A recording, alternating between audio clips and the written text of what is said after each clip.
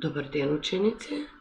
Јас сум професорот Петрушевска Бети од гимназијата Сами Фрашери од Куманово и денеска ќе завршиме со полето на стилистиката, односно ќе зборуваме за нејзиниот последен стил или разговорен стил, кој воедно е и најинтересен за учениците и најлабав,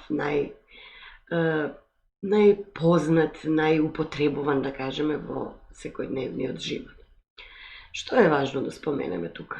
Важно е да кажеме дека ова е стил на зборување кој што секојдневно се употребува, значи неофицијално, дома, во семејство, на улица, во школа, во продавница, во болница, во секаде, значи каде што се движат луѓето, каде што зборуваат, сето тоа се е ставено под едно име, би било разговорен стил.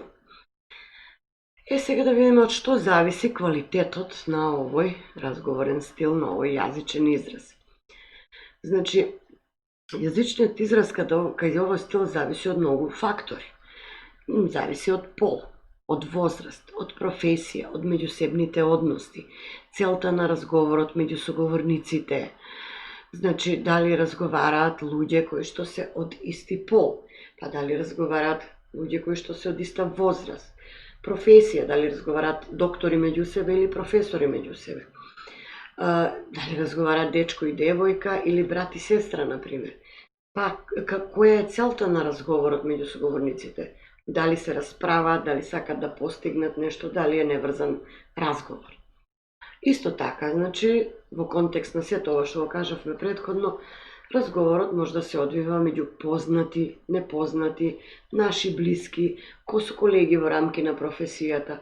Значи, ако разговараат двајца познати луѓе меѓу себе, имаат веќе познати нивни заеднички блиски и теми, и ситуации, состојби и луѓе, и веќе, значи, се движи разговорот во некоја друга рамка. Ако се непознати меѓу себе, се запознаваат, се прашуваат, дознаваат нешто ново за себе. Исто ако се наши блиски, како претходно што кажав, значи со нив имаме одредена тема на разговор или заеднички интерес, или па ако зборуваме со колега, ако двајца лекари разговараат за предстојната операција, значи имаат тема на разговорот, или двајца колеги професори разговараат за часот, се допрашуваат што да се употреби, како да се употреби да биде подобро. Значи, сето тоа, сите тие фактори зборуваат за квалитетот на јазичниот израз. Овој стил, значи, ги има овие карактеристики. Има, како најважна некоја особина што би ја кажале, тоа е економичност во изразување. Често пати, значи, нема потреба од зборување, од зборови, од изрази, туку само со гестови, со мимика, со лицето, со очите, со рацете, значи се разбираме што сакаме да кажеме, посебно па ако разговорот се води меѓу блиски луѓе, кои што веќе си имаат една своја релација на разговор.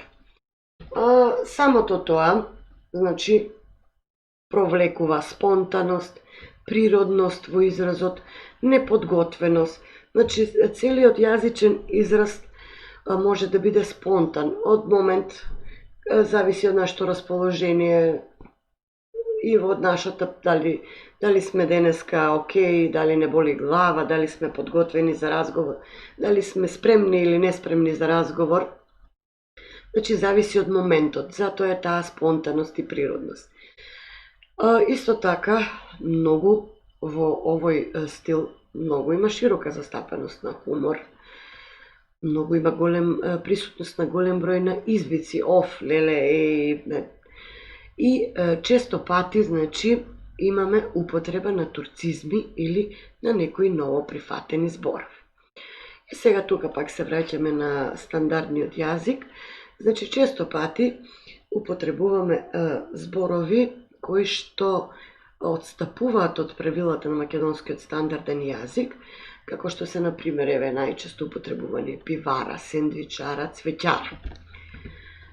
Според правописот, ако се навратиме да го отвориме правописот, овие зборови би требало да звучат цвеќарница, пиварница, сендвичарница, а не како претходното. Меѓутоа, претходните се пократки и навлегле во секојдневниот израз и во секојдневната употреба и најчесто и тие се употребуваат. Сега што е важно да кажеме за овој стил, дека би требало, значи од особена важност е да се познаваат правилата за употреба на јазикот, како би постигнале, значи тој што зборува, би требало да ги познава правилата за јазикот, кога го употребува нормално, за да постигне еден поубав, појасен, поречит израз и со тоа фактички тој овозможува тој на кој што му зборува он или соговорникот да биде по-добро или полесно разбран. Во суштина, сето тоа што го кажав претходно зборува и за степенот на писменоста, на образованоста на говорителот или на тој што говори. Ви благодарам, почитувани ученици.